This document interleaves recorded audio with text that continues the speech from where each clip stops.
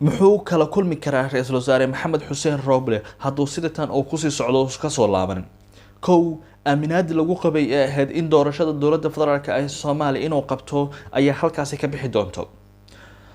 labo, in uu waayo kursiga oo maanta uu ku fadhiyo oo unu ku xadgudbayo dastuurka dowladda federaalk ee soomaaliya. awood ma u yeelan karaa in uu xilka qaadi suubiyo ama uu xil u magacaabo ra-iisul wasaare maxamed xuseen rooble? dastuurka qodobkiisa 87 sagaashanaad wuxuu qeexayaa in madaxweynaha jamhuuriyadda federaalk ee soomaaliya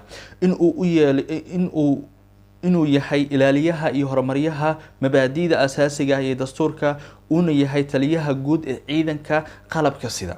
meeshaasi waxaa ka baxday in ra-iisul wasaare maxamed xuseen rooble oo xilka qaadis oo ku suubiyo taliyaasha ciidanka xoogga dalka soomaaliya. asalaamu calaykum waraxmatullaahi tacaala wabarakaatu. daawadayaasha qaaliga waqti kasta idin tahay wanaagsan oo wacan. waxaynu ku guda jirnaa xaalad xasaasi ah oo muhiim ah in laga hadlo, lana sheego xaqa saxda ah ee uu leeyahay ra-iisul wasaare maxamed xuseen rooble iyo midda uu leeyahay madaxweynaha jamhuuriyadda federaalk ee soomaaliya. waa in la kala saaraa maxay tahay waxa jiro, xaalada saxda ay jirta maxay tahay. waraaqda uu soo diray ra-iisul wasaare maxamed xuseen rooble ma tahay midii saxneed ee loogu talagalay inuu xilka qaadis ku suubiyo, xilna uu ku magacaabo. sidoo kaleeto madaxweynaha jamhuuriyadda federaalk ee soomaaliya jawaabta uu soo bixiyey ma tahay midii saxneed, mana tahay midii qaldaneed.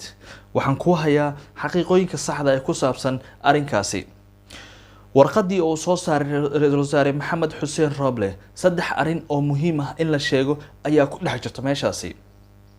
kow, hanjabaad toos oo u hanjabayo taliyaha nabad sugidda qaranka ee dowladda federaalk ee soomaaliya Fahad Yaasiin Xaaji Daahir. 2, wuxuu si toos ugu hanjabayaa madaxweynaha jamhuuriyadda federaalk ee soomaaliya. waa qodob halkaasi ku wada teexan una baahan in si sax looga hadlo. 2, in dastuurka uu ku xadgudbay. 3, qodob oo kusoo daro oo ka mid ahayd in taliyaha nabad sugidda oo faraha kula jiro doorashada ma tahay hadalkii ku habbooneed in lagu soo daro qodobkaasi. jawaabtu waxay tahay waa maya. sababtoo ah waxa lagu haysto uu ra-iisul wasaaraha ku haysto wax kale ma ahane, waa arrintii ku saabsaneed ikraan tahliil. ra-iisul wasaaraha maxay tahay waxa uu adeegsanayo hadallada uu si toos ugu abaaray madaxweynihiisa jamhuuriyadda federaalk ee soomaaliya. sidoo kaleeto wuxuu si toos u ataagaya taliyaha nabad sugidda Fahad Yaasiin. muxuu kala kulmi karaa ra-iisul wasaare maxamed xuseen rooble hadduu sidatan uu kusii socdo kasoo laaban? kow, aaminaadii lagu qabay ee ahayd in doorashada dowladda federaalk ee soomaaliya inuu qabto ayaa halkaasi ka bixi doonto. 2, in uu waayo kursiga oo maanta uu ku fadhiyo oo unu ku xadgudbayo dastuurka dowladda federaalk ee soomaaliya ayaa ka dhici karto xaaladda maanta saxda uu ku taagaya ra-iisul wasaare maxamed xuseen rooble. awood ma u yeelan karaa in uu xilka qaadi suubiyo ama uu xil u magacaabo ra-iisul wasaare maxamed xuseen rooble? dastuurka qodobkiisa 87 sagaashanaad wuxuu qeexayaa in madaxweynaha jamhuuriyadda federaalk ee soomaaliya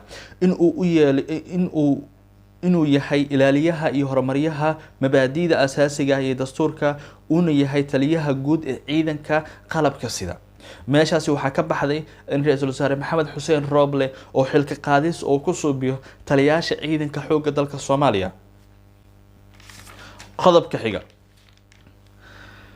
ra-iisul wasaare maxamed xuseen rooble hooshii loo igbaday miyuu wadaa mise howl aan loo dirsan ayuu gacanta kula jiraa? kow, waxaa muuqata inuu qabtay waxaa loo igmaday inuu qabtay ra-iisul wasaare maxamed xuseen rooble doorashada dalka, iyo sidoo kaleeto waxaa loo igmaday inuu qabto amniga doorashada dalka soomaaliya. wixii ka baxsan waa dastuur ku tumasho, sababtoo ah awoodda uu siiyey madaxweynaha waxay ahayd inuu qabto doorashada dalka soomaaliya iyo amniga doorashada dalka soomaaliya ayaa awood loo siiyey ra-iisul wasaare maxamed xuseen rooble. xaq ma uu leeyahay inuu xilka qaadis suubiyo ama xil oo magacaabo? jawaabtu cad waxay tahay xilna ma magacaabi karo, xilna qofna ma ka qaadi karo, sababtoo awoodna ma u yeelan, awoodna ma loo siinin inuu intaasi suubiyo.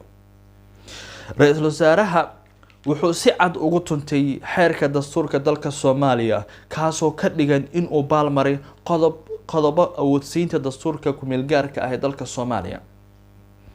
waxaa cad inuu ra-iisul wasaaraha baalmarayo dastuurka dowladda federaalk ee soomaaliya. qodobka ugu dambeeya aan rabo inaan kusoo gabagabay wax kale ma ahan ra-iisul wasaaraha waxaa loo igmaday inuu qabto doorashada dalka Soomaaliya. haddii uu arrinkani kusii socdo waxaa ka dhalan karto qodobka ugu muhiimsan oo ah taliyaha nabad sugidda dowladda federaalka ee Soomaaliya waa nin la soo magacaabay, ra-iisul wasaarahana sidoo kaleeto waa qof la soo magacaabay, waana same wax difference aan uma dhaxeeyo. haddii uu ku tumto dastuurka ah waxaa cad in asagana sidoo kaleeto lagu tuman doono, xilkan laga qaadi doono si cad oo u jeedo ayaana xilka looga qaadi doonaa, weliba ayadoon loo wicin baarlamaanka federaalka ee Soomaaliya. waxaadna ogaataa baarlamaanka federaalka ee Soomaaliya awood ayay u yeelan karaan inay kala laabtaan aaminaadii ay ku qabeen ra-iisul wasaare Maxamed Xuseen Roble. waxaan aniga aan fariinta cad aan u gudbinaa wax kale ma ahan ra-iisul wasaare waxaad ogaataa haddii xaaladan kusii socoto mar ayaan xaalad kaa soo celinay, mar labaad waxaa kusii socota xaalad kale aan lagu baahnayn. waxaad maanta ku dhex jirtaa oo si toos ah u dhex dabaalanaysaa wax kale ma ahan waa qabyaalad. ragga gadaashada taagan waan ognaa waxa ay yihiin, waa qabyaaladiiste hore ayaa u socotay, balse raggaani ayaa gadaashada taagan. waxaad la kulmi doontaa xaaladaas aan caadi ahayn oo marka dambe aad ka shalay doonto. maantay doorasho dalka lagu igmaday ayay tahay inaad qabto, ma ahan inaad ka hadasho arrimo aan lagugu tirsan oo aad xilka qaadisna aad subiso. fariinteeda ugu dambeysa waxay tahay ra-iisul wasaare dalkani waxaa lagugu igmaday waxay tahay doorashada dalka iyo amniga doorashada dalka Soomaaliya.